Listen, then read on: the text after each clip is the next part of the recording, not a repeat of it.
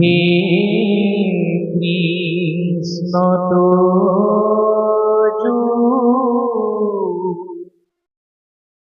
পদ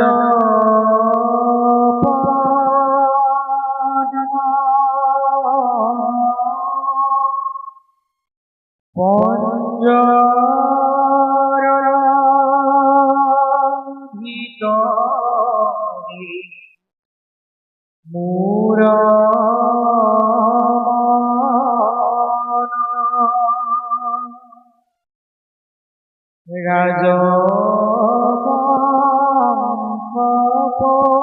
রাজবংশপতি প্রাণ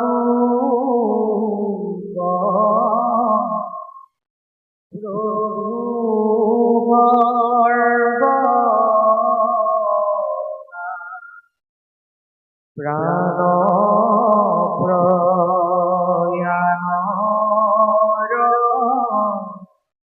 ভবয়ত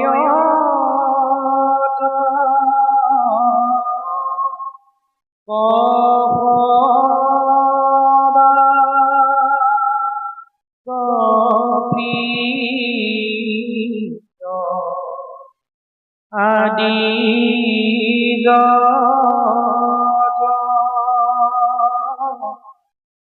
কণ্ঠ নিরুদ্ধনে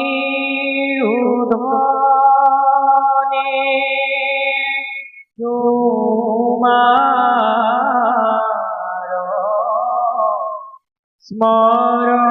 স্মরণর কথা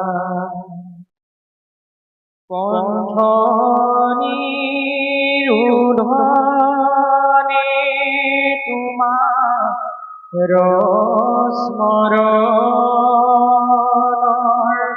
কথা। কৃষ্ণ হে রাম এক এক রথে উঠি করয় সংগ্রাম নিশ্চয় জানিবা তাৰ অৰ্ধৰ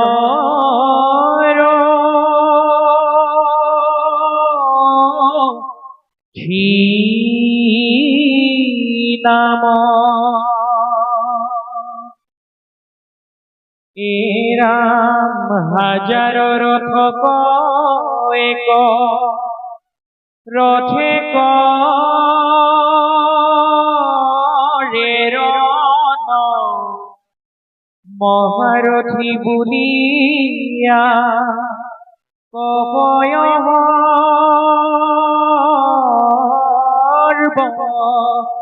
জন। দুৰ্যোধনে দ্ৰোণাচাৰ্যৰ আগত ইতিমধ্যে অৰ্ধৰথী আৰু মহাৰথীৰ গুণবিলাক বৰ্ণনা কৰিছে। কৈছে যে একে একে ৰথে উঠি কৰয় সংগ্ৰাম নিশ্চয়ে জানিবা তাৰ অৰ্ধৰথী নাম। অৰ্ধৰথী কেইজন? যিজনে অস্ত্ৰ শস্ত্ৰৰ দ্বাৰা সজ্জিত হৈ থকা নিজৰ ৰথৰ ওপৰত উপবিষ্ট হৈ শত্ৰুপক্ষৰ কেৱল মাত্ৰ এখন ৰথৰ সৈতে যুদ্ধ কৰিব পাৰে, সেইজনকে প্ৰকৃততে অৰ্ধৰথী কোৱা হয়।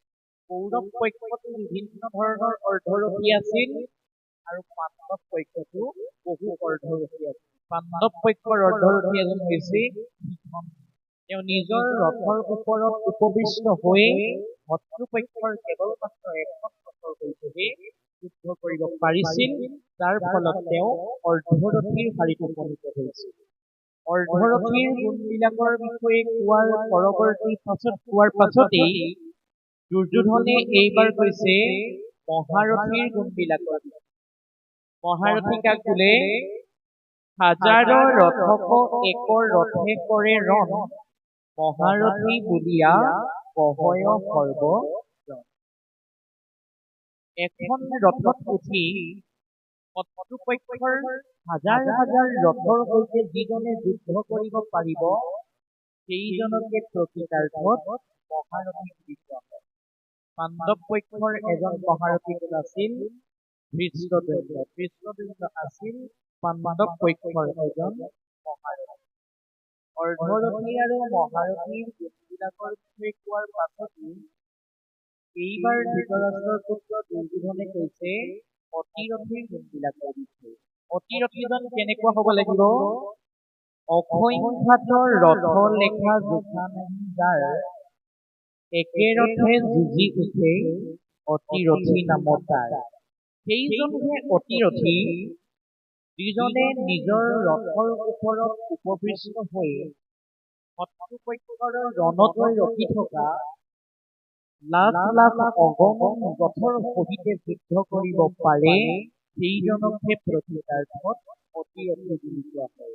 অতিৰথী সেইজন যিজনে অসংখ্য অগণন অলেখ ৰথৰ সহিতে যুদ্ধ কৰিব পাৰে, নিজৰ ৰথৰ ওপৰত উপবিষ্ট হয়। প্ৰমাণ আছে। প্ৰমাণ কোন?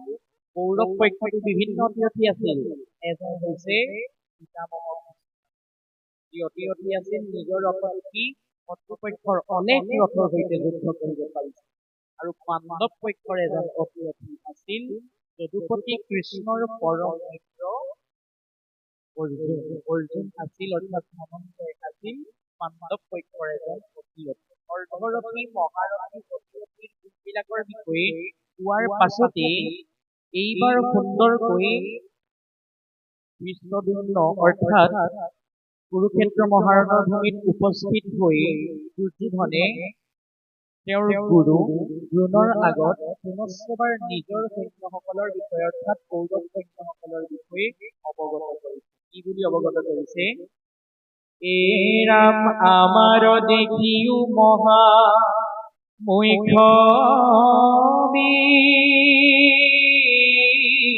ৰগন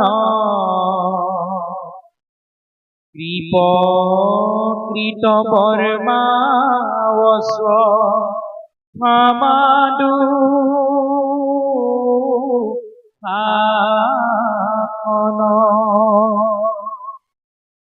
কৰ্ণ যে বিকৰ্ণ ভুৰি শ্ৰৱাভ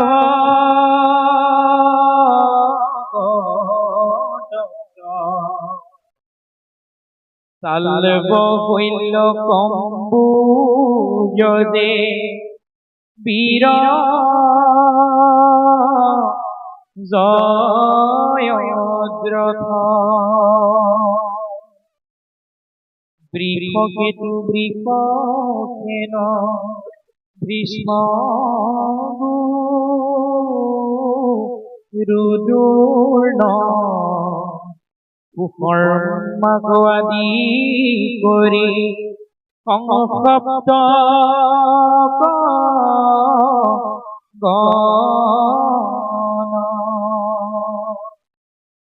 দুৰ্যোধনে গুৰু ভগৱান দ্ৰোণাচাৰ্যৰ আগত কৈছে যে হে গুৰু ভগৱান, তোমাক মই ইতিমধ্যে কলো পঞ্চ পাণ্ডৱৰ মাজত উপবিষ্ট হৈ থকা সেই বীৰসকলৰ বিষয়ে, অৰ্ধৰথী, মহাৰথী, অতিৰথীসকলৰ বিষয়ে।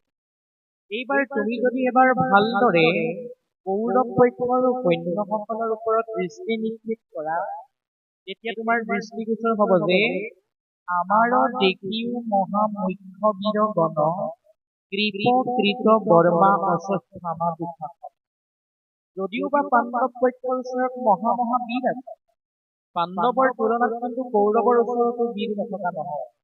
তুমি ভালদৰে এবাৰ দৃষ্টি নিক্ষেপ কৰা যে আমাৰ সৈন্য গুৰু কৃপাচাৰ্য, পিতামহ ভীষ্ম, কৰ্ণ, বিকৰ্ণ, জয়দ্ৰথ, ভগদত্ত, শল্য, শাল্বকে প্ৰমুখ কৰি মোৰ সহস্ৰজন ভাই, শতজন ভাই ধনুধৰ তেওঁলোক আহি কৌৰৱ পক্ষত পাণ্ডৱ পক্ষৰ সৈতে যুদ্ধ কৰিবলৈ ৰৈ আছে।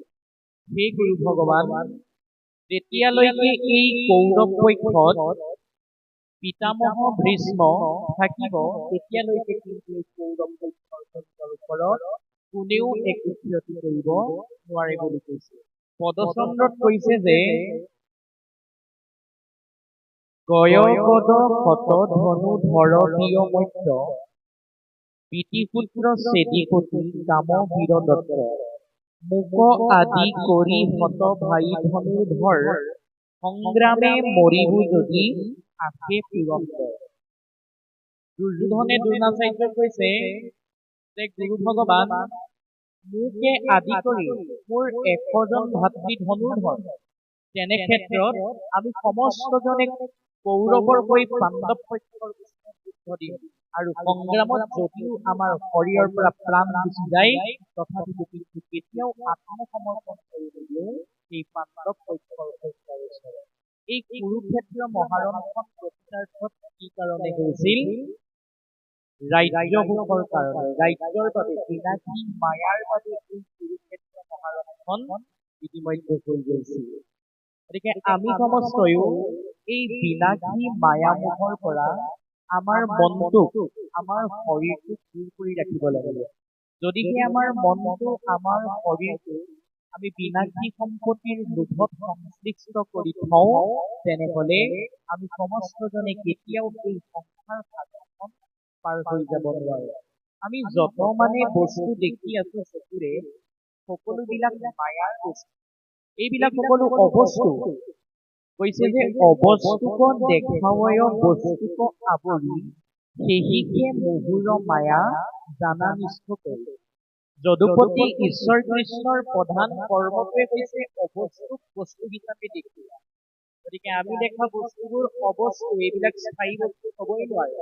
এইবোৰ পিনাকী মায়া। পিনাকী মায়াত মনটো ভৰাই থলে তেতিয়াও আমি সমস্তজনে পৰম পদ লাভ কৰিব নোৱাৰে। যদুপতি ঈশ্বৰ কৃষ্ণৰ চৰণত আমি কি কৰিব লাগিব? কেৱল মাত্ৰ তেৰাক পাবৰ বাবে, তেৰাক ভজনা কৰিবৰ বাবে, যাতে আমি সমস্তজনে সদায় সাধুৰ সং লাভ কৰো, সদায় ভকতৰ সং লাভ কৰো, এই ভাৱনাটো ব্যক্ত কৰিব পাৰিব লাগিব কৃষ্ণৰ ওচৰত। এই ভাৱনাটো কোনে ব্যক্ত কৰিছিল? আই কুন্তি। কেনেকৈ ব্যক্ত কৰিছিল? যিখিনি সময়ত কুৰুক্ষেত্ৰ মহাৰণ শেষ হৈছিল, সমাপতি ঘটিছিল, কুৰুক্ষেত্ৰ মহাৰণৰ সমাপতি ঘটাৰ পাছতে যেতিয়া ঈশ্বৰ কৃষ্ণই পঞ্চপাণ্ডৱক ৰাজ্যভাৰ দি যুধিষ্ঠিৰক ৰজা পাতি এই ৰাজ্যৰ পৰা নিজৰ ৰাজ্য দ্বাৰকালৈ গমন কৰিব বিচাৰিছিল, যোৱাৰ সময়ত কৃষ্ণই পঞ্চপাণ্ডৱৰ পৰা শেষবাৰৰ বাবে বিদায় লৈ একেবাৰে শেষত বিদায় ল'বলৈ আগবাঢ়িছিল পেহীয়েক কুন্তীৰ ওচৰলৈ। আৰু কুন্তীক প্ৰণিপাত জনাই কৈছিল যে আই, কুৰুক্ষেত্ৰ মহাৰণত পাণ্ডৱ পক্ষৰ হৈ মই যুদ্ধ কৰিলো, পাণ্ডৱ পক্ষত মই থিয় দিলো, যুধিষ্ঠিৰক বৰ্তমানে ৰজাও পাতিলো, পঞ্চপাণ্ডৱক ৰাজ্যভাৰো দিলো। মোৰ দ্বাৰকা আগমনৰ সময় অতিকে সমাগত।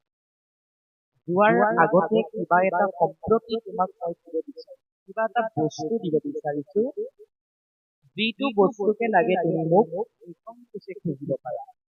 কুন্তীয়ে ঈশ্বৰক কি খুজিছে? হে কৃষ্ণ কৃষ্ণ বাপ কৰু প্ৰণিপাত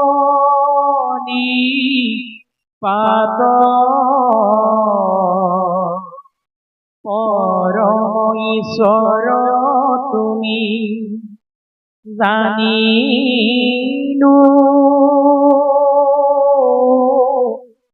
সাক্ষাৎ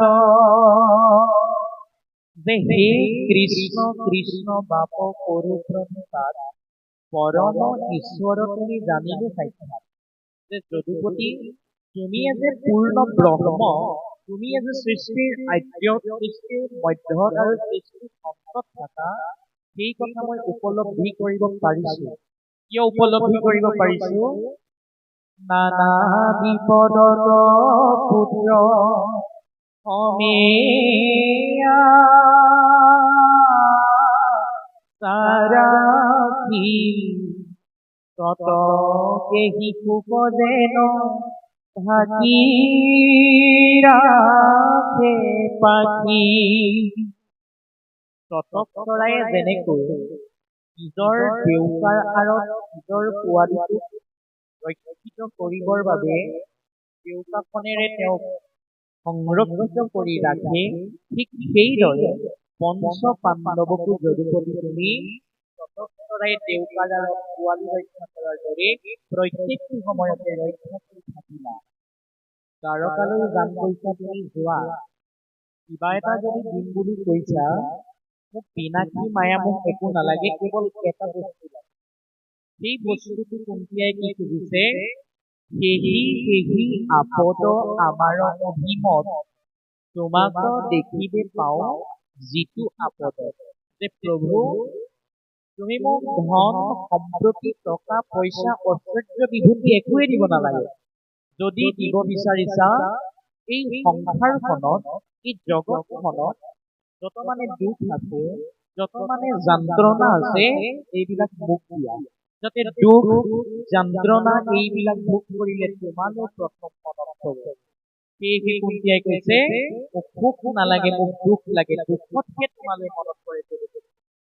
যদিহে আমি সমস্ত এই তেৰাক সাক্ষাতে দৰ্শন পালোহেঁতেন, আমি জানো আই কুন্তীৰ পূজাৰ দৰে আমি বিচাৰিলোহেঁতেন যে প্ৰভু মোক ধন লাগে, টকা লাগে, ঐশ্বৰ্য বিভূতি লাগে, ঘৰ লাগে, গাড়ী লাগে, ইত্যাদি ইত্যাদি বিলাক কামনা কৰিলোহেঁতেন।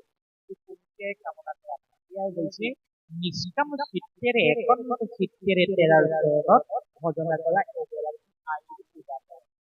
কুন্তীয়াই আকৌ কৈছে, যদি দুখ দিব নিবিচাৰা তেনেহলে এটি বস্তু আৰু আছে, সেইটো কি? যেন দাজি গংগা নিৰোধ কৰে যদি সাগৰত পৰয়, তথাপি নদী হেৰি মতে বিঘিনি গুণ গণি মোৰ মন সদায় স্মৰুক মাত্ৰ তোমাৰ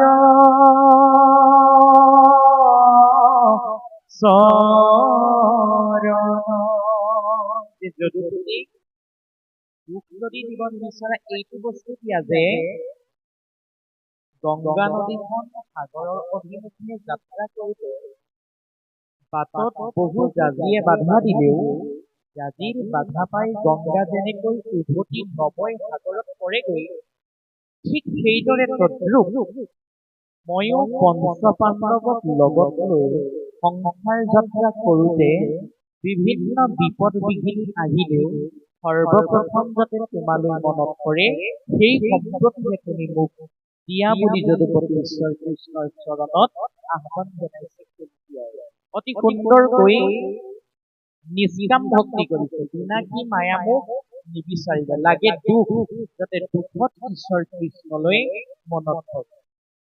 কৌৰৱসকলে কি বিচাৰিছিল? ৰাজ্য সুখ বিচাৰিছিল, পিনাকী মায়ামো বিচাৰিছিল, কিন্তু কি হল?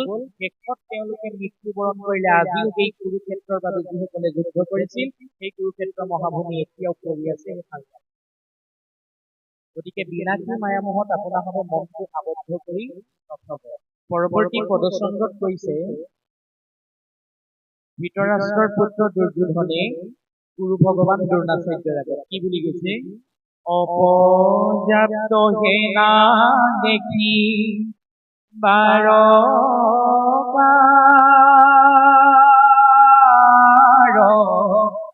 গহ যাৰ সেনাপতি ধৈল ভীষ্ম প্ৰীতা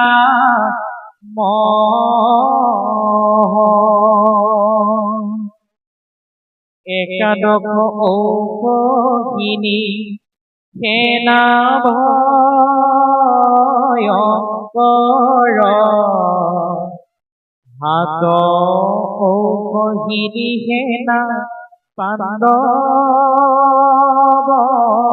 দলৰ তথাপি আমাৰ হে নাৰ নেদেখো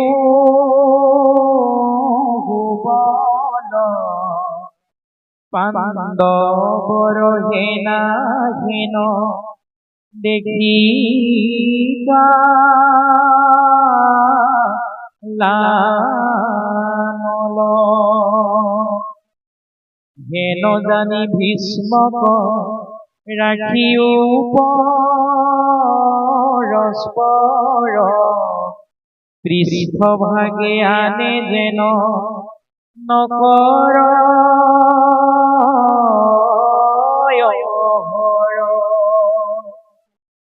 দুৰ্যোধনে কৈছে যে অপৰ্যাপ্ত লেখা লিখি 12 কাহক যাৰ সেনাপতি ভৈল ভীষ্ম পিতামহ যে গুৰু ভগৱান দ্ৰোণাচাৰ্য কৌৰৱ পক্ষত ইমানেই সৈন্য আছে, ইমানেই সেনানী ৰথত সজ্জিত হৈ আছে, এই সেনানীসকলক গণন কৰিবলৈ বা সংখ্যাত গণন কৰিবলৈ হিচাপ কৰিবলৈ আৰু যোগ্যতা নাই বুলি কৈছে। ইমানেই সৈন্য আছে কৌৰৱ পক্ষত।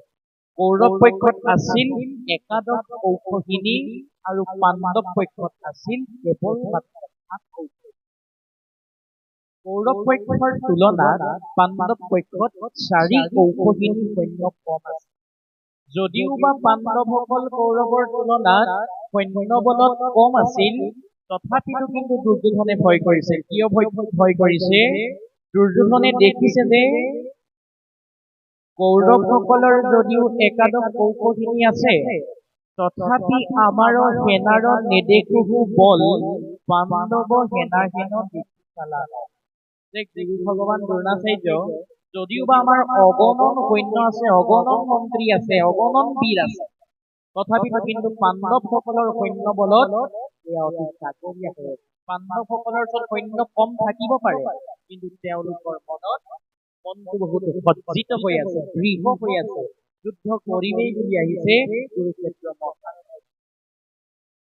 ধৃতৰাষ্ট্ৰৰ পুত্ৰ দুৰ্যোধনে পুনশ্চবাৰ কৈছে যে হে গুৰু ভগৱান দ্ৰোণাচাৰ্য, যদিও বা পাণ্ডৱসকলৰ সৈন্যৰ মাজত আত্মবিশ্বাস আৰু বল বেছি আছে, তথাপিতো কিন্তু আমাৰ ওচৰতে তাৰ তুলনাত কোনো কম নাই।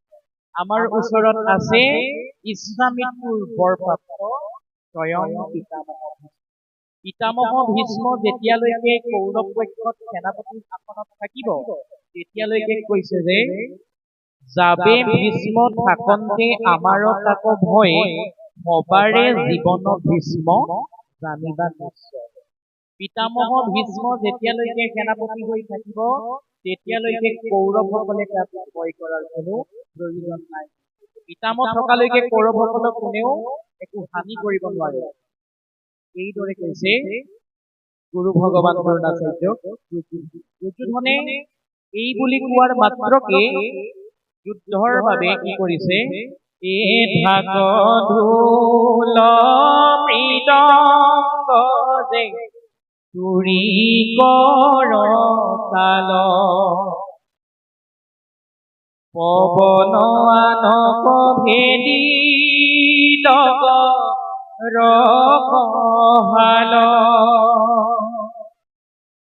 গোমুখ কাংখ মৃদংগ ঝঞ্ঝাৰ, ৰাম বীণ বংশী যে দম গৰুকনন্দৰ,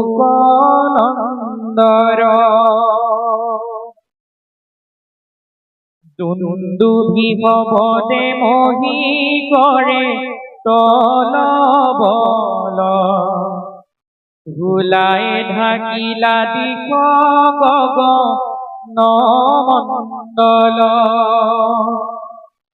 নহহে হতীৰ কৌৰৱৰ বাদ্য শুনি, একেবাৰে পাণ্ডৱেও কৰিলা ধ্বনি। দুৰ্যোধনে দ্ৰোণাচাৰ্যৰ আগত পিতামহ ভীষ্মৰ বিষয়ে কোৱাৰ পাছতে যুদ্ধৰ বাবে কৌৰৱ পক্ষৰ ফালৰ পৰা বিভিন্ন ধৰণৰ বাদ্যযন্ত্ৰ বাজি উঠিব ধৰিছে। বাদ্যযন্ত্ৰসমূহ বাজি উঠাৰ মূল কাৰণটো কি? যুদ্ধৰ বাবে আহ্বান জনাইছে পাণ্ডৱ পক্ষক এই বাদ্যযন্ত্ৰ বজাই। কেনেকুৱা ধৰণৰ বাদ্যযন্ত্ৰ বাজি উঠিছিল? ঢাক ঢোল মৃদংগ যে তুৰি কৰ তাল, পৱন আনক ভেৰি জগৰ কহাল। গোমুখ কাংখ মৃদংগ ঝঞ্ঝাৰ, ৰাম বীণ বংশী যে ডম্বৰু কলন্দৰ। ঢাক ঢোল মৃদং তাল এই সকলোবিলাক বাজি উঠিছিল। ঢাক ঢোল মৃদংগ তালৰ উপৰিও বীণ বংশী ডম্বৰু দুন্দুভি এই সকলোবিলাক বাজি উঠিব ধৰিছে যুদ্ধৰ বাবে পাণ্ডৱ সৈন্যক আহ্বানিত কৰিব। যেতিয়াই কৌৰৱ পক্ষৰ ফালৰ পৰা এনেধৰণৰ সংকেত ধ্বনি পাণ্ডৱসকলে লাভ কৰিলে, কৌৰৱৰ বাদ্যযন্ত্ৰ শব্দ শুনাৰ মাত্ৰকে পাণ্ডৱসকলে আৰু সহিব নোৱাৰিলে। তেওঁলোকে কি কৰিলে? নহকে শৰীৰ কৌৰৱৰ বাদ্য শুনি একেবাৰে পাণ্ডৱেও কৰিলা শপত। কৌৰৱৰ বাদ্যযন্ত্ৰ শুনাৰ মাত্ৰকে, বাদ্যযন্ত্ৰৰ শব্দ শুনাৰ মাত্ৰকে পাণ্ডৱসকলেও কৌৰৱসকলক যুদ্ধলৈ আমন্ত্ৰণ জনাবৰ বাবে বিভিন্ন ধৰণৰ বাদ্যযন্ত্ৰ বজাবলৈ ধৰিলে। এই বাদ্যযন্ত্ৰবিলাক কি কি আছিল? সুন্দৰকৈ উল্লেখ কৰিছে যে একেবাৰে পাণ্ডৱে কৰিলা ধ্বনি, নহগে শৰীৰ কৌৰৱৰ বাদ্য শুনি। কৃষ্ণে ফুংকিলন্ত পাঞ্চ জৈন্য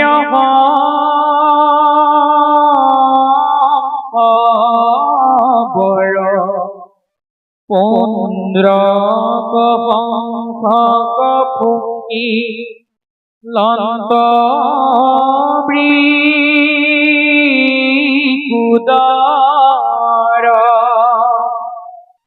যুধিষ্ঠিৰে পাইলা শংখ অনন্ত বিজয়,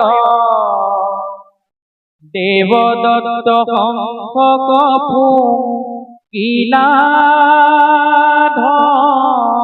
ধনঞ্জয়।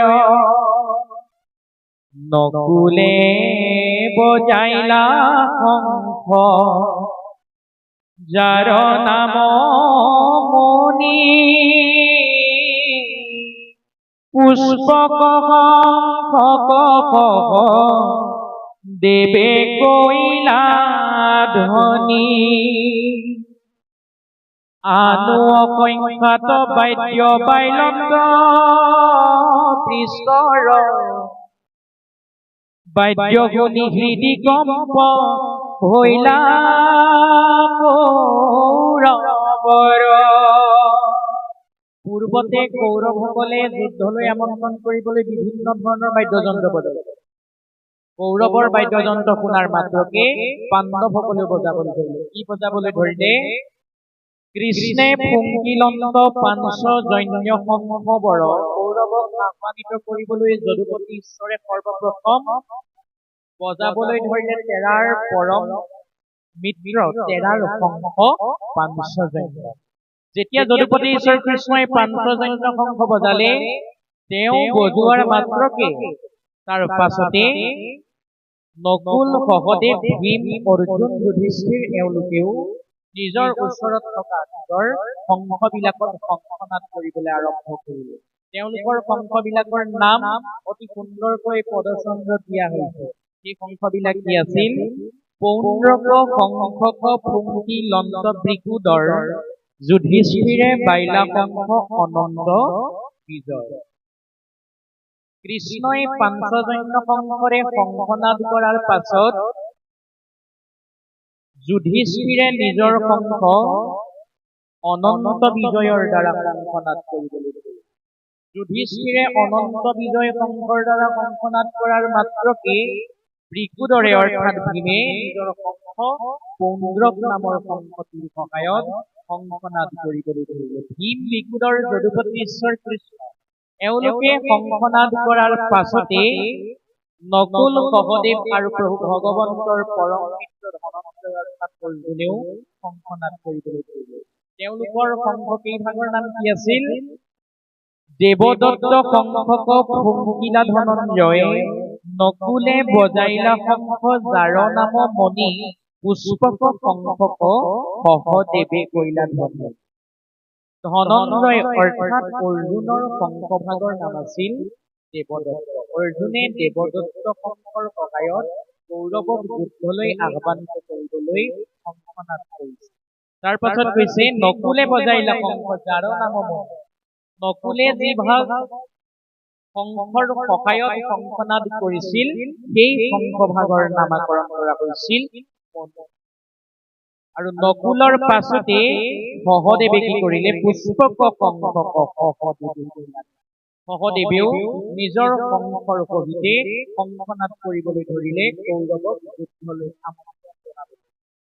যেতিয়াই দুয়োপক্ষ ফালৰ পৰা বিভিন্ন ধৰণৰ বাদ্যযন্ত্ৰ বাজি উঠিল, বাদ্যযন্ত্ৰ বজাৰ লগে লগে কি হৈছে এ ৰাম কৃষ্ণক সম্বোধি বাক্য ভুলিলা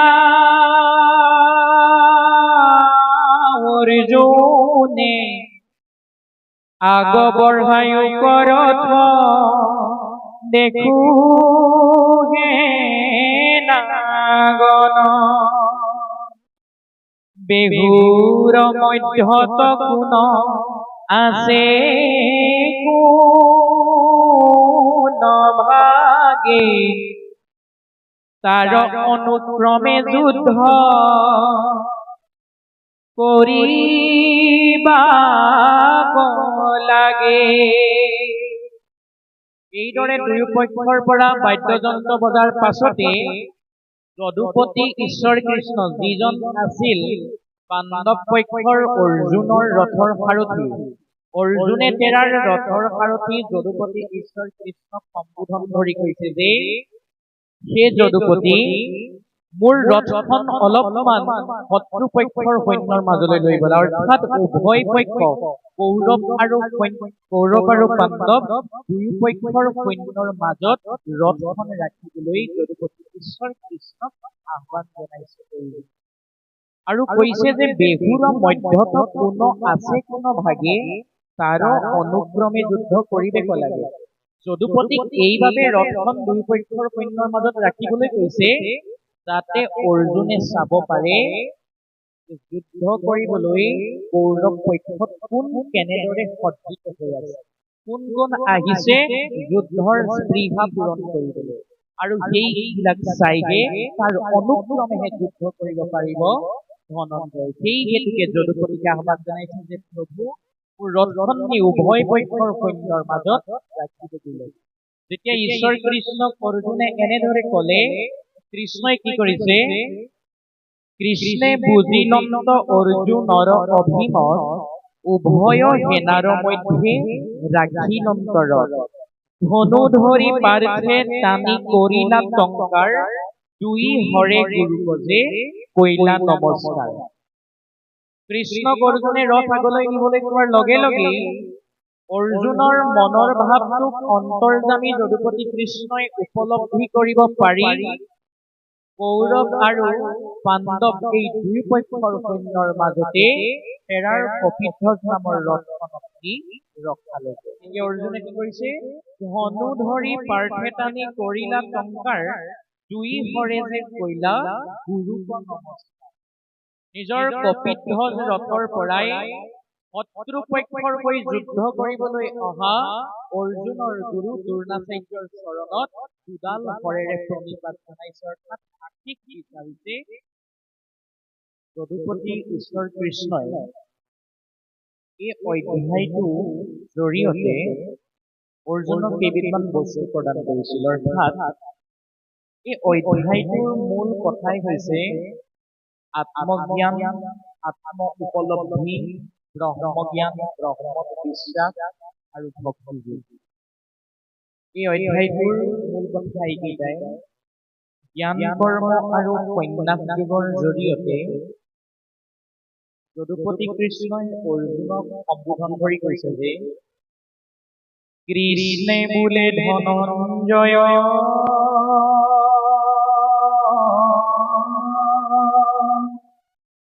শুনা পূৰ্ব কথা স্বয়ং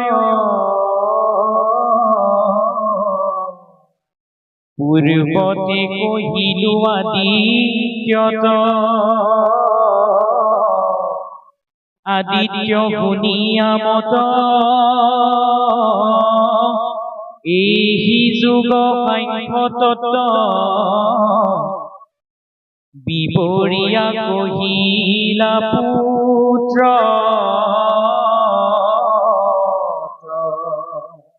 কৃষ্ণই অৰ্জুনক সম্বোধন কৰি কৈছে যে হে সখা অৰ্জুন তোমাৰ আগত মই আজি এনে এক জ্ঞান যুগৰ বিষয়ে বৰ্ণনা কৰিবলৈ গৈ আছো যি জ্ঞান যুগৰ তত্ত্ব মই পূৰ্বতে আদিত্যৰ আগত বৰ্ণনা কৰিছো অৰ্জুনক জ্ঞান যুগ প্ৰদান কৰাৰ পূৰ্বতে যদুপতি ঈশ্বৰ কৃষ্ণই জ্ঞান যুগ প্ৰদান কৰিছিল আদিত্যক অৰ্থাৎ সূৰ্য দেৱতাক যেতিয়াই কৃষ্ণই সূৰ্য দেৱতাৰ আগতে জ্ঞান যুগৰ তত্ত্ব অৱগত কৰিছিল সূৰ্যই সেই তত্ত্বক আত্মলব্ধি কৰি সূৰ্যই লাভ কৰাৰ পাছতে বিবৰিয়া কহিলা পুত্ৰ সূৰ্যৰ নিজৰ পুত্ৰৰ আগত সেই জ্ঞান যুগৰ তত্ত্বটো অৱগত কৰিছিল সূৰ্যৰ পুত্ৰ কোন আছিল আদিত্যৰ তনয় পুনু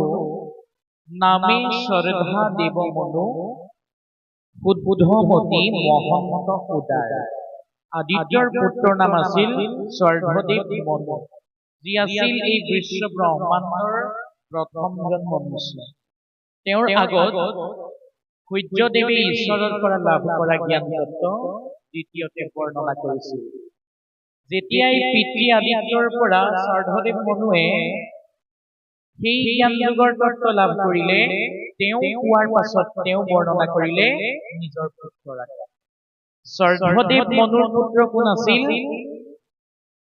পাছে ৰাজ্য কৰি ভোগ পুত্ৰক দিলন্ত যুগ বৈষ্ণৱ ইক্ষ্বাকু নামজাৰ আদিত্যই প্ৰদান কৰিলে নিজ পুত্ৰক মনুক আৰু মনুৱে প্ৰদান কৰিলে সেই জ্ঞান যুগৰ তত্ত্ব বৈষ্ণৱ নৃপতি ইক্ষ্বাকু ইক্ষ্বাকু কোন আছিল স্বৰ্ধদেৱ মনুৰ পুত্ৰ আছিল যেতিয়া ইক্ষ্বাকুৱে সেই জ্ঞান যুগৰ তত্ত্ব লাভ কৰিলে তেওঁ লাভ কৰাৰ পাছত তেওঁ নিজৰ পুত্ৰৰ আগত সেই জ্ঞান যুগ ইক্ষ্বাকুৰ পুত্ৰ কোন আছিল তাৰ পুত্ৰ শুদ্ধমতী বিদেহ ৰাজ্যৰ প্ৰতি নিমি বুলি খ্যাত সৰ্বৰ্গ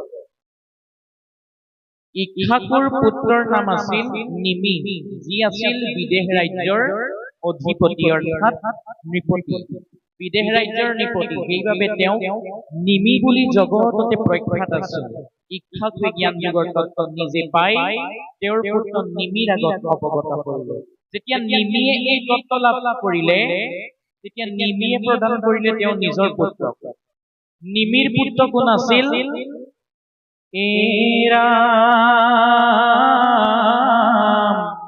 হৰি পদ ধৰি মনে ৰাজ্য এৰি গৈলা বনে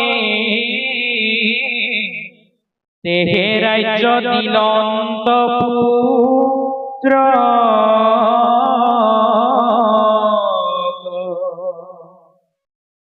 পাছে মহাৰিষি গণে পবৰ্তায়া অন্য অইনে এহি মতে কত কাল গৈলা কলি ধৈলা উপগতি মনুষ্যৰ অল্পমতি কালে যুগ পুনু নষ্ট ভৈলা নিমিয়ে যেতিয়া জ্ঞান যুগৰ তত্ত্ব লাভ কৰিলে তেওঁ লাভ কৰাৰ পাছতে তেওঁৰ পুত্ৰ মিথিৰ আগত বৰ্ণনা কৰিলে এই জ্ঞান যুগৰ তত্ত্ব আৰু যেতিয়া মিথিয়ে এই জ্ঞান যুগৰ তত্ত্ব লাভ কৰিলে তেতিয়া তেওঁ নিজকে ধন্য মানিছে আৰু এইদৰে জ্ঞান যুগৰ তত্ত্ব সূৰ্য দেৱতাক কোৱাৰ পাছতে ক্ৰমাৎ আহি ঋষিমুনিসকলৰ মুখেৰে প্ৰচাৰিত হৈ আছে। কিন্তু যেতিয়াই কলিযুগৰ সন্ধিক্ষণ সমাগত হ'ল, কলিযুগত এইবিলাক জ্ঞানযুগ বিচ্ছেদ হৈ পৰিল আৰু পূৰ্বৰ পৰা চলি অহা ধাৰাটো মাজতে ভংগ হৈ পৰিল। যদুপতি কৃষ্ণই কৈছে যে অৰ্জুন, আগতে মই সূৰ্য দেৱতাক কোৱা সেই জ্ঞানযুগৰ তত্ত্ব আজি তোমাৰ আগত বৰ্ণনা কৰিবলৈ গৈছো। গতিকে তুমি এই জ্ঞানযুগৰ তত্ত্ব অতি শুদ্ধ মনেৰে হৃদয়ঙ্গম কৰা। ঈশ্বৰ কৃষ্ণই কৈছে যে আৰু শুনা সব্যসাচী তোমাত কহৌ যাচি ৰহস্য যে অতি গুপ্ততম। সব্যসাচী বুলি সম্বোধন কৰিছে অৰ্জুনক। অৰ্জুনক কিয় সব্যসাচী বুলি সম্বোধন ধৰিছে? সব্যসাচী শব্দৰ অৰ্থ হৈছে যিজনে যুদ্ধত দুয়োখন হাত সমানে পৰিচালনা কৰিব পাৰে। অৰ্জুনে যুদ্ধ ক্ষেত্ৰত দুয়োখন হাত সমানে পৰিচালনা কৰিছিল যেতিয়া শত্ৰুৰ সৈতে যুদ্ধ কৰিছিল। সেইকাৰণে ঈশ্বৰ পুৰুষে অৰ্জুনক সব্যসাচী বুলি সম্বোধন কৰিছে। সেই অৰ্জুন, সেই জ্ঞানযুগৰ তত্ত্ব মই আজি তোমাক প্ৰদান কৰিম, যি তত্ত্ব অতি গুপুততকৈও গুপুত। মই কওঁ, তুমি একচিত্তেৰে শুনা। তেতিয়াই কৃষ্ণই অৰ্জুনক ক'লে যে সখী, জ্ঞানযুগৰ তত্ত্ব পূৰ্বতে মই সূৰ্যক দিছিল। এই কথাটো শুনাৰ মাত্ৰকে অৰ্জুনৰ মনত এটা প্ৰশ্নৰ উদ্ভৱ হৈছে। প্ৰশ্নটো কি? অৰ্জুনে প্ৰভু ভগৱন্ত পুৰুষক সুধিছে যে অৰ্জুনে বুলন্ত স্বামী তোমাত বাক্যত আমি সংশয় মিলিল বিপৰীত গৰু চাৰি বৃন্দাবনে গোৱালিৰ পিয়াস্তন জন্মলভিলা দৈবকীত অতি বৈবস্বত পূৰ্বকালে আছিলন্ত কাল গৈলা অযুত নিযুত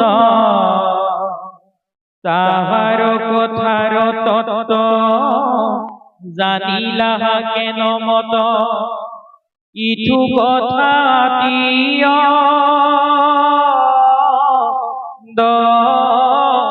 ভূত। কৃষ্ণক প্ৰণিপাত জনাই অৰ্জুনে প্ৰশ্ন কৰিছে যে হে যদুপতি, তুমি যিহেতু কলা যে পূৰ্বতে সূৰ্য দেৱতাৰ আগত এই জ্ঞানযুগৰ তত্ত্ব তুমি দিছিলা, কিন্তু তোমাৰ বাক্যত তোমাৰ কথা শুনি মোৰ মনত এটা সংশয়ৰ সৃষ্টি হৈছে, এটা প্ৰশ্নৰ সৃষ্টি হৈছে। প্ৰশ্নটো হৈছে, তুমি জন্ম লাভ কৰিছা দ্বাপৰত আই দৈৱকীৰ গৰ্ভত। দ্বাপৰ যুগত জন্মগ্ৰহণ কৰি অযুত নিযুত বছৰৰ পূৰ্বে সূৰ্য দেৱতাৰ আগত তুমি কেনেকৈ জ্ঞানযুগৰ তত্ত্ব দিলা? এই কথাটোৱে মোৰ মনত অতিকৈ খেলি মেলি লগাই আছে। জন্ম হৈছা দ্বাপৰত আৰু কৈছা অযুত নিযুত বছৰৰ আগতে সূৰ্যক জ্ঞান দিছিল। গতিকে তুমি মোৰ মনৰ পৰা এই সংশয়টো, এই প্ৰশ্নটোৰ উত্তৰ দি মোৰ মনৰ সংশয় ছেদ কৰা বুলি ধনঞ্জয়ে যদুপতি কৃষ্ণৰ চৰণত প্ৰণিপাত জনাইছে। যেতিয়া অৰ্জুনে এই প্ৰশ্নটো কৃষ্ণৰ আগত অৱগত কৰিলে, কৃষ্ণই অৰ্জুনৰ প্ৰশ্নটো শুনাৰ লগে লগে উত্তৰ দিছে। কি বুলি উত্তৰ দিছে? কৃষ্ণে বোলে, হে অৰ্জুন, মুহুৰ তোমাত পুন বহু জন্ম বহি গৈল আগ অবিদ্যা শক্তিত থাকি আকৌ নাজানা সখী জ্ঞান আৱৰিল মহাভাৱ অজজন্ম নাহি যাৰ স্বৰূপত নিৰাকাৰ চেষ্টাই হৰিৰ ধৰি প্ৰকৃতিৰ অধিষ্ঠান এতে লুপ্ত নাহি জ্ঞান যিটো মায়া তৰু অন্তৰ্যান। অৰ্জুন, তোমাৰ মনত যিটো প্ৰশ্ন বা যিটো সংশয়ৰ উৎপন্ন হৈছে, তুমি অবিদ্যা শক্তিৰ ভিতৰত তোমাৰ মনটো আবদ্ধিত হৈ থকাৰ বাবেহে সেই প্ৰশ্নটো তোমাৰ মনত জাগ্ৰত হৈছে। প্ৰকৃতাৰ্থত অৰ্জুন, তুমি মোক চিনি পোৱাই নাই। জ্ঞান যুগৰ তত্ত্ব প্ৰদান কৰাৰ আগলৈকে কৃষ্ণৰ পৰম মিত্ৰ ধনঞ্জয়ে যদুপতিৰ প্ৰকৃত স্বৰূপটোৰ বিষয়ে জ্ঞান লাভ কৰিব পৰা নাছিল। কৃষ্ণই কৈছিল যে কি অৰ্জুন, মোৰ জন্মও নাই, মৃত্যুও নাই, মই অন্তৰ্যামী, মই নিৰাকাৰ পৰম ব্ৰহ্ম। যদিও বা মই নিৰাকাৰ পৰম ব্ৰহ্ম, কিন্তু মোৰ এই প্ৰকৃত স্বৰূপটোক নাজানি বহুজনে মোক কি বুলি কৈ আহিছে, এ ৰাম স্বৰূপ নজানি লোকে মনুষ্য বোলয় মুক আৰু বোলে দৈৱকীৰ তনয় ঐবক্ত অনাদি আমি এতেকে জানিবা তুমি চিৰন্তন প্ৰভুমণি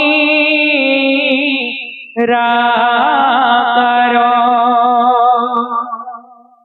হে সখী, মোৰ এই প্ৰকৃত স্বৰূপটোক বহুজনে উপলব্ধি কৰিব নোৱাৰি মোক মনুষ্য হিচাপে গণ্য কৰে, আৰু বহুজনে মোক দৈৱকীৰ গৰ্ভজাত হোৱাৰ কাৰণে দৈৱকী নন্দন বুলি কয়। কিন্তু মোৰ জন্মও নাই, মৃত্যুও নাই। প্ৰতিটো যুগতে ধৰ্মক প্ৰতিষ্ঠা কৰি অধৰ্মক দূৰ কৰিবলৈ মই যুগে যুগে বাৰম্বাৰে অৱতাৰ ধাৰণ কৰি আহিছো। কৃষ্ণই ব্ৰহ্মাৰ আগত কৈছিল যে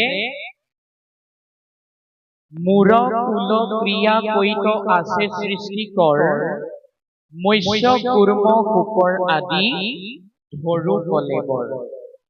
যে সেই প্ৰজাপতি ব্ৰহ্মা, মোৰ আদিও নাই, অন্তও নাই, মই প্ৰত্যেকটি যুগতে ধৰ্মক প্ৰতিষ্ঠা কৰি আৰু অধৰ্মক দূৰ কৰিবৰ বাবে মাছ কাছকে প্ৰমুখ্য কৰি 10 অৱতাৰ ধাৰিত কৰি আহি আছে। গতিকে আমি সমস্তজনে জানিছো যে যদুপতি ঈশ্বৰ কৃষ্ণই আমাকে উদ্ধাৰ কৰিবলৈ প্ৰত্যেকটো যুগতে যুগপন্থ ভাস্কৰ স্বৰূপে অৱতৰিত হৈ আহিছে। সেই কথাটো জানি আমি সমস্তজনে যত মানে প্ৰাণী দেখি আছো, যত মানে জীৱ দেখি আছো, সকলোকে বিষ্ণু বুদ্ধিৰ সহায়ত সমজ্ঞান কৰিব লাগিব। কিয় সমজ্ঞান কৰিব লাগিব? কাৰণ স্বয়ং যদুপতি ঈশ্বৰ কৃষ্ণই প্ৰত্যেকটি যুগতে সেই প্ৰাণীবিলাকৰ অৱতাৰ হৈ হৈ আমাৰ সমস্তক উদ্ধাৰ কৰি আছে। গতিকে যত মানে প্ৰাণী দেখো, যত মানে জীৱ দেখো, সকলোকে বিষ্ণু বুদ্ধিৰ সহায় লৈ সমান ভাৱেৰে আমি জ্ঞান কৰিব লাগিব। কাৰণ ব্ৰহ্মৰ অংশ আত্মা প্ৰত্যেকটো জীৱতে সমৰূপেৰে বিস্তাৰিত হৈ আছে। আপোনাসবে চাব যে আত্মাৰ আজিলৈকে একো পাৰ্থক্য নাই আৰু নাথাকে, কেৱল মাত্ৰ দেহটোৰহে পাৰ্থক্য আছে। দেহটোৰ কেনেধৰণৰ পাৰ্থক্য আছে? দেহৰ মতা আছে, মাইকী আছে, কোলা আছে, বগা আছে, ওখৰ আছে, চাপৰ আছে, শকত আছে, ক্ষীণ আছে, আপোন আছে, পৰ আছে, শ্ৰুত আছে, বৰ আছে। এইবিলাক আমাৰ এই দেহটোহে ধৰ্ম, আত্মাৰ ধৰ্ম নহয়। ব্ৰহ্মৰ অংশ আত্মা সকলো পঞ্চভৌতিক দেহৰ শৰীৰত সমভাৱে বিস্তাৰিত। সেইকাৰণে কোৱা হৈছে যত জীৱ জংগম কৃত পতংগম অগণ গধ গতেৰি কায়া। সকলো প্ৰাণীতে, সকলো পঞ্চভৌতিক দেহতে কৃষ্ণ আত্মাৰূপেৰে বিৰাজমান হৈ আছে। আৰু অৰ্জুনক কৈছে যে সেই অৰ্জুন, এই তত্ত্বটোকে নাজানি বহুজনে মোক দৈৱকীৰ তনয় আৰু মনুষ্য ৰূপে জ্ঞান কৰি আহিছে। অৰ্জুনৰ আগত কৈছে যে এ ৰাম অব্যক্ত অনাদি আমি এতেকে জানিবা তুমি চিৰন্তন ব্ৰহ্ম নিৰাকাৰ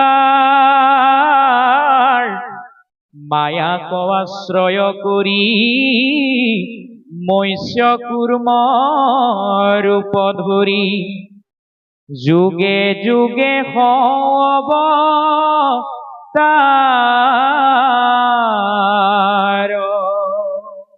আমাৰ সমস্ত জনক উদ্ধাৰৰ হেতুকে যুগে যুগে তেওঁ এই দক্ষ অৱতাৰকে ধাৰিত কৰি আহি আছে।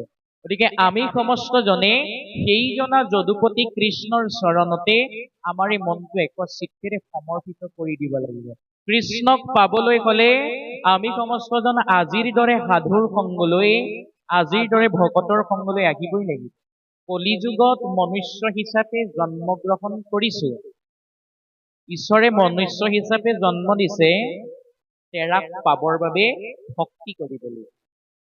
কলিযুগত কৃষ্ণক পাবলৈ পথ মাত্ৰ দুটাই আছে, ভকত আৰু ভকতী। সুন্দৰকৈ কৈছে, কৃষ্ণক পাইবাৰ জানা ভকতে পন্থা, এহি কথা কহে মানে ভাগৱত গ্ৰন্থা। কৃষ্ণক পাবলৈ ভকতিয়ে হৈছে উত্তম পথ, আৰু সেই ভক্তি কৰিবলৈ উত্তম জন্মটো হৈছে মনুষ্য জন্ম। তেনে মনুষ্য জন্ম আমি লাভ কৰিছো কলিকালত। এই কলিযুগত মনুষ্যৰূপে জন্মগ্ৰহণ কৰি আমি প্ৰত্যেকজনে চাৰিটা বস্তুৰ লগত সংযোগ হৈছে। চাৰিটা বস্তুৰ লগত সংযোগ বহুজনে কোটি জন্মৰ মূৰতো লাভ কৰিব নোৱাৰে। এই চাৰিটা বস্তু কি কি? নৰতনু কলি যুগ ভাৰত বৰিষ, আৰু কৃষ্ণৰ কথা তাতে আতিয়ৰ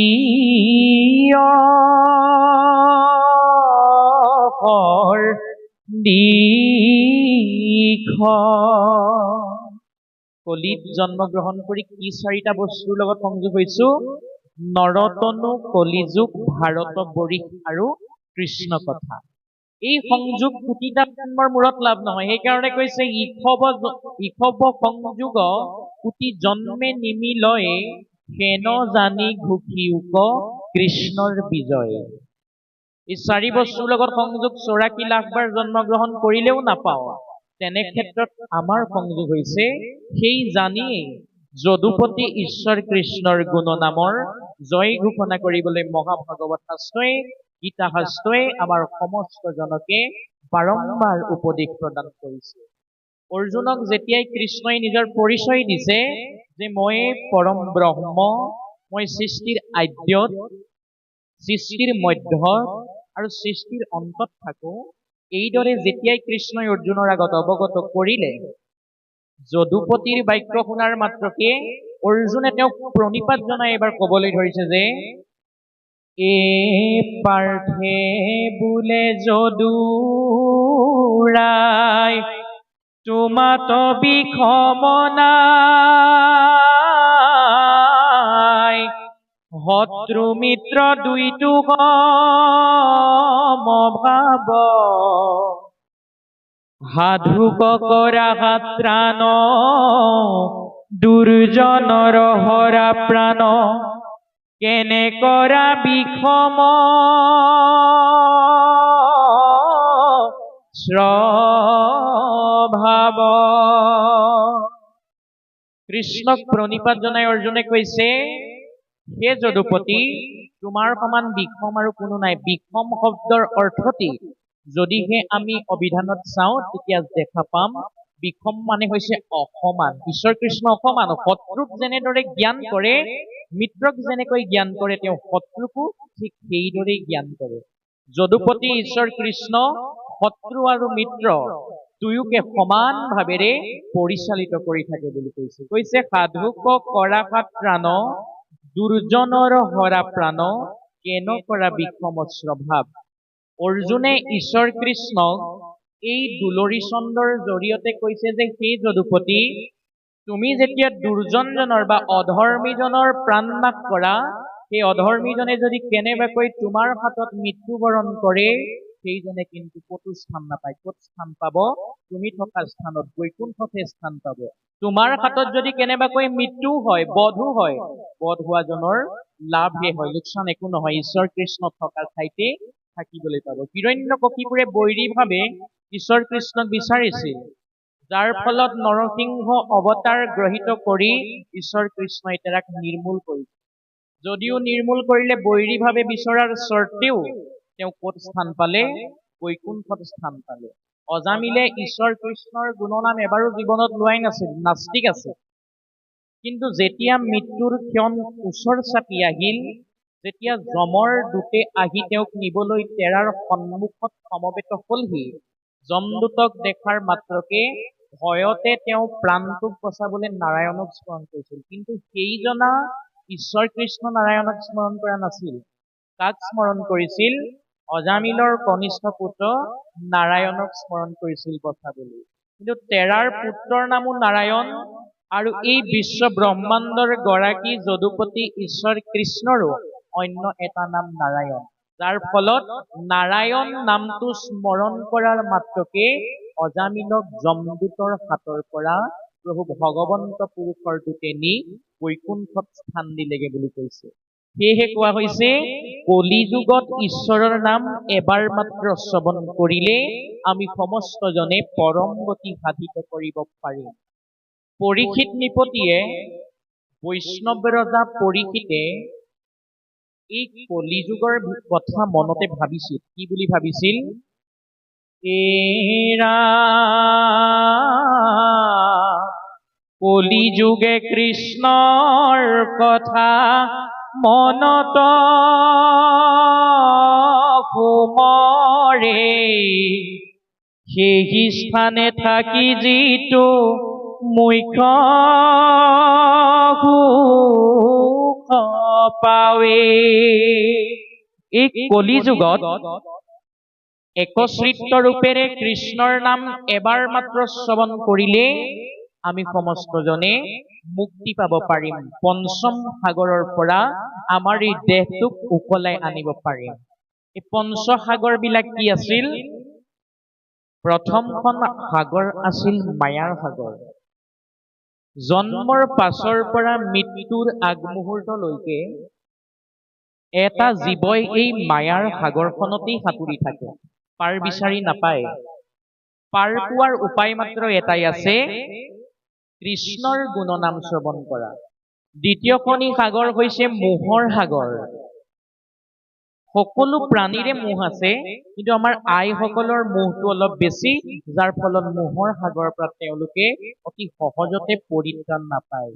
পৰিত্ৰাণ পাব, কেনেকৈ পাব? কৃষ্ণৰ ওচৰত সুদৃঢ় বিশ্বাসেৰে শৰণ ল'ব পাৰিব লাগিব। তৃতীয়খনি সাগৰ হৈছে লোভৰ সাগৰ।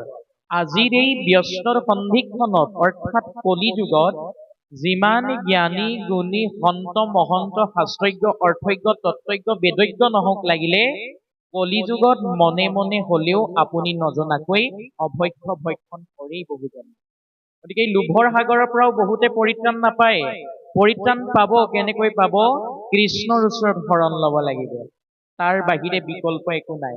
চতুৰ্থখনি সাগৰ হৈছে সুখৰ সাগৰ। সকলো প্ৰাণীৰে সুখ আছে, সেইটো স্বাভাৱিক। সুখৰ পৰাও পৰিত্ৰাণ পাম যদিহে কৃষ্ণৰ চৰণত একচিত্তে ভক্তি কৰোঁ। পঞ্চমখন তথা শেষৰখন সাগৰেই আছিল ভয়ৰ সাগৰ। বিশ্ব ব্ৰহ্মাণ্ডত যিমানবিলাক প্ৰাণী যদুপতি ঈশ্বৰে সৃজন কৰি পঠিয়াইছে, সকলো প্ৰাণীৰ মনতেই ভয় ভাৱটো আছেই। এই ভয়ৰ পৰাও পৰিত্ৰাণ পাবলৈ তেৰাৰ চৰণতে আমি সমস্তজন সমৰ্পিত হ'ব লাগিব। তেতিয়াহে যদুপতি ঈশ্বৰ কৃষ্ণক আমি অতি সহজতে বিচাৰি পাব পাৰোঁ। শৰণ আমাক তেৰাৰ ওচৰত ল'বলৈ কৈছে। কেনেকৈ ল'বলৈ কৈছে? সুদৃঢ় ভাৱেৰে। আমি প্ৰত্যেকজনেই ইয়াত সমবেত হৈ থকা বহুতেই ঈশ্বৰৰ ওচৰত ইতিমধ্যে শৰণ গ্ৰহণ কৰিছে।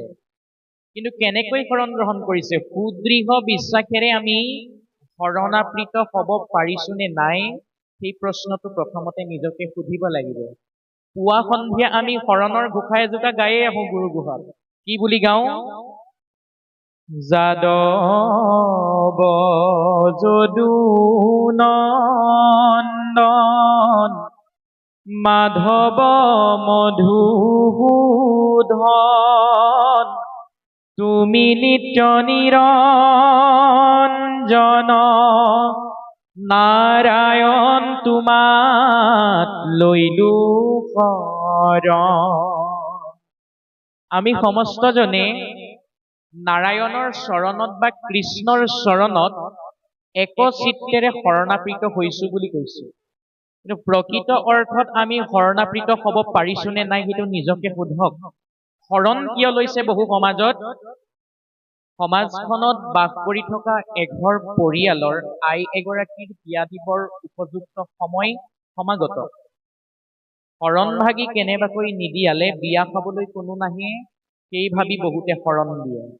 বহুতে শৰণ দিয়ে যদিহে ঘৰত বাস কৰি থকা পুত্ৰজনে কন্যা এগৰাকী আনি ঘৰত সোমোৱাইহি, শৰণ নিদিলে সেই কন্যাগৰাকীৰ হাতেৰে কোনো চাহ একাপ নাখায়। সেই ভাবি বহুজনে শৰণ দিয়ে। সেই শৰণবিলাক সুদৃঢ় বিশ্বাসেৰে লোৱা শৰণ নহয়। তাক কোৱা হৈছে চাহ খোৱা শৰণ আৰু ভাত খোৱা শৰণ। প্ৰকৃতাৰ্থত কৃষ্ণৰ চৰণত সুদৃঢ় বিশ্বাসেৰেহে শৰণাপৃত হ'ব লাগে। আমি হ'ব পাৰিছো নে নাই? সুদৃঢ় বিশ্বাসেৰে শৰণ কোনে লৈছিল? অৰ্জুনে লৈছিল। পৰম আত্মাৰূপী যদুপতি কৃষ্ণই জীৱ আত্মাৰূপী অৰ্জুনক এনেদৰে কৈছে যে সৰ্বধৰ্ম এৰি এক শৰণ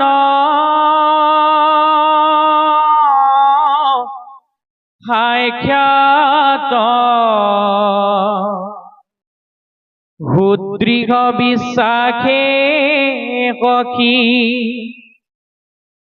লৈও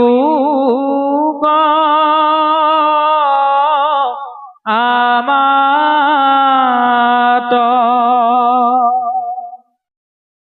নকৰিবা ভয় সখী কৰো অংগীকাৰ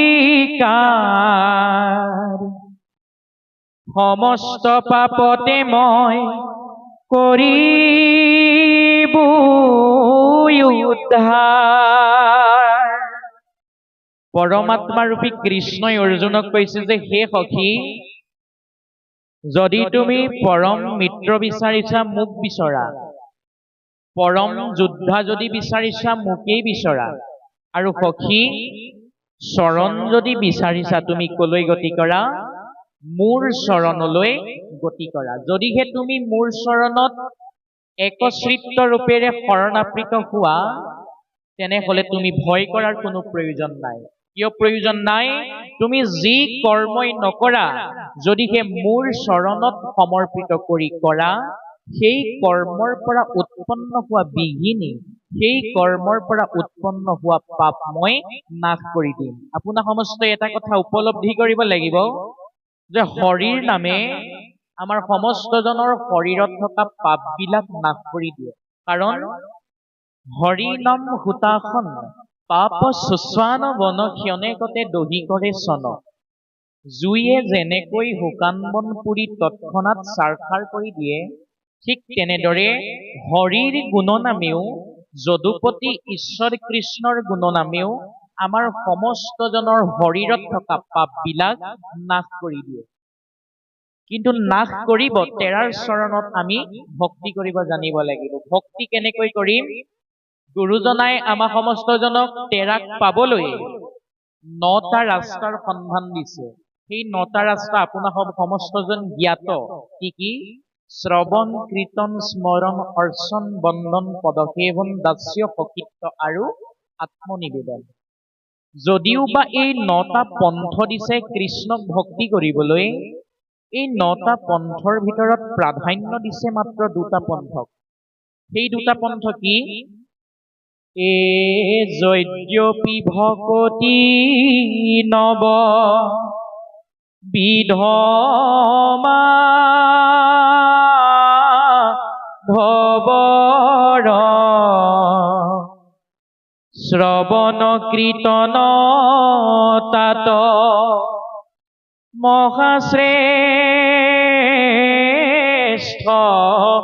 তৰ অৰ্চন বন্দন ধ্যান সমস্ততে হৰি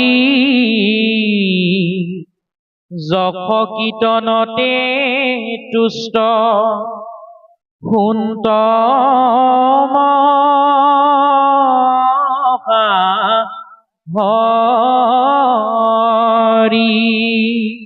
9টা ৰাস্তা দিলে, কিন্তু প্ৰাধান্য দিলেগৈ কেৱল 2টা পন্থৰ ওপৰত। সেই 2টা পন্থা কি? শ্ৰৱণ আৰু কীৰ্তন। কাৰণ শ্ৰৱণ কীৰ্তন কৰি বৈকুণ্ঠক যায়, ধৰ্ম অৰ্থ কাম মোক্ষ সবে আতপায়। গতিকে ভকতৰ সংগলৈ আহি আমি সমস্তজনে শ্ৰৱণ কীৰ্তনত আশ্ৰয় কৰি যদিহে যদুপতি কৃষ্ণৰ চৰণত ভক্তি কৰিব পাৰো, তেনেহলে অতি সহজতে আমি প্ৰত্যেকজনে এই সংসাৰ সাগৰখনৰ পৰা পৰিত্ৰাণ পাব পাৰিম। ঈশ্বৰক যি যেনেকৈ বিচাৰে তেনেকৈ পাই যাব। বহুজনে বৈৰীভাৱে বিচাৰিলে বৈৰীভাৱে ঈশ্বৰ কৃষ্ণক পাই গল। আমি যি ৰূপেৰে বিচাৰো কৃষ্ণক তেনেকৈ পাম। যশোদাই পুত্ৰ হিচাপে বিচাৰিছিল আৰু কৃষ্ণক পৰৱৰ্তী কালত পুত্ৰ হিচাপেই লাভ কৰিলে। চোৰে ঈশ্বৰ কৃষ্ণক কেনেকৈ বিচাৰে? এজন চোৰে যেতিয়া চুৰ কৰিবলৈ আগবাঢ়ি যায়, যোৱাৰ সময়ত ঈশ্বৰৰ ওচৰত দেহটো আৰু মনটো সমৰ্পিত কৰি থৈ যায় যে প্ৰভু, প্ৰথমবাৰৰ বাবে চুৰ কৰ্মটো হাত দিবলৈ ওলাইছো, তুমি মোৰ জীৱনটোক ঘৰলৈ ঘূৰাই আনিবা। চোৰে এই ভাৱটো লৈ ঈশ্বৰ কৃষ্ণক ভজনা কৰিহে আগবাঢ়ে। এদিন এইদৰে মহাভাগৱত গীতা শাস্ত্ৰৰ আলোচনা হৈ থাকোতে, পৰ্যালোচনা হৈ থাকোতে এজন ব্যক্তি আহি নামগৃহত উপস্থিত হল। ব্যক্তিজন আচলতে আন কোনো নাছিল, তেওঁ আছিল এজন চোৰ। চোৰজন আহি যেতিয়া নামৰ গৃহত উপস্থিত হলহি, সেইখিনি সময়ত ব্যাখ্যাচাৰ্যজনে কৈ আছিল যে চুৰ কৰাটো মহাপাপ, চুৰ কৰিলে মহাপাপ উৎপন্ন হয়। এই কথাটো যেতিয়াই চোৰজনে শুনা পালে, তেতিয়া তেওঁ নামৰ গৃহতে মনটোত সংকল্প লৈছে কি বুলি, যে আজিৰ পৰা আৰু চুৰ নকৰো, কাৰণ চুৰ কৰিলে পাপ উৎপন্ন হব আৰু পাপ উৎপন্ন হলে মই নৰকত স্থান পাম, গতিকে আজিৰ পৰা চুৰ নকৰো। এই মনোভাৱটোৰে তেওঁ গৃহলৈ গুচি আহিল। অনুষ্ঠান শেষ হোৱাৰ পাছত যদিও চুৰ নকৰো বুলি শপত খাই আহিছিল গুৰুগৃহত, কিন্তু বহুদিনৰ অন্তত এদিন তেওঁ পূৰ্বতে এজন ব্যক্তিৰ পৰা বহুখিনি টকা ধাৰলৈ লৈছিল। ব্যক্তিজনে আহি সেই চোৰজনক কলেহি যে কালিলৈ পুৱাৰ ভাগত মোৰ টকাখিনি তুমি ঘূৰাই দিব লাগিব, যদিহে নিদিয়ে তেনেহলে কঠোৰ শাস্তিৰ সন্মুখীন হব।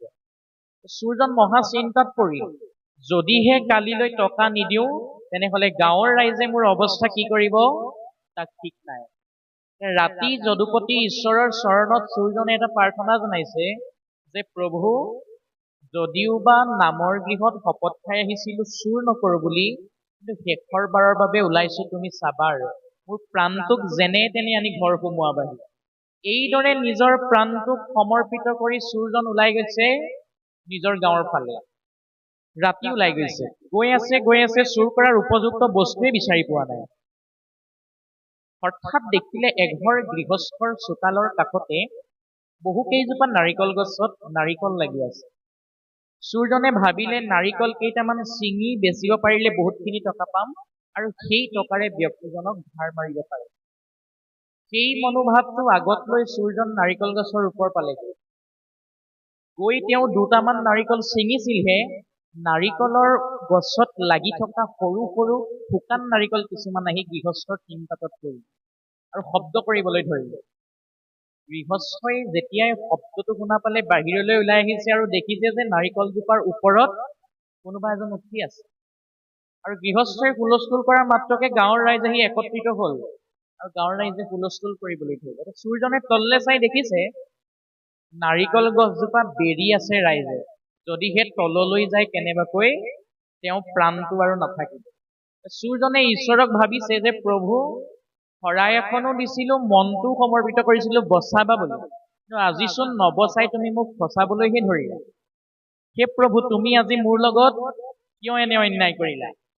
চোৰজনে মনতে ভাবিছে, তললৈ গলে এনেও আজি মৃত্যুবৰণ কৰিবই লাগিব।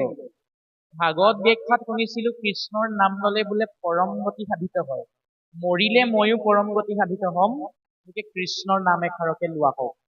গছজোপাৰ ওপৰতে নাম লবলৈ ধৰিছে এনেদৰে, কিনো তোমাৰ লীলা প্ৰভু, কিনো তোমাৰ লীলা, বৈকুণ্ঠলৈ নিম বুলি গছত উঠাই দিলা। সুন্দৰকৈ এই নামষাৰ গাবলৈ ধৰিছে যে কিনো তোমাৰ লীলা প্ৰভু, কিনো তোমাৰ লীলা, বৈকুণ্ঠলৈ নিম বুলি গছত উঠাই দিলা।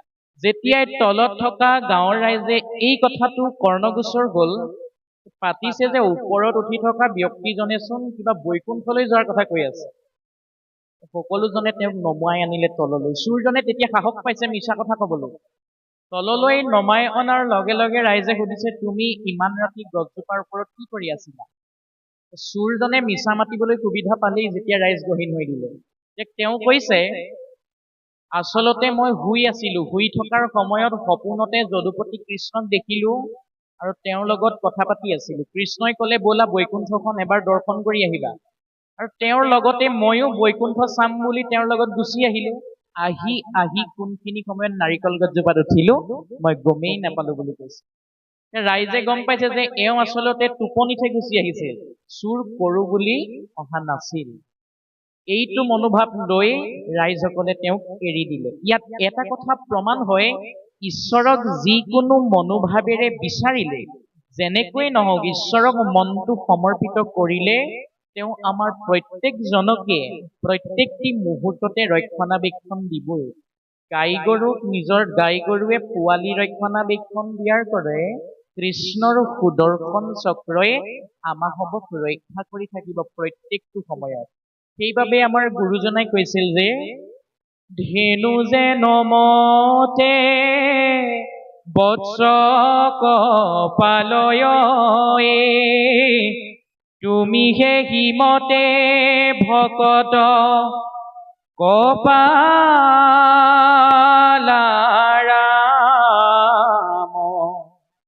তুমি হে হিমতে ভকত কপালাৰাম।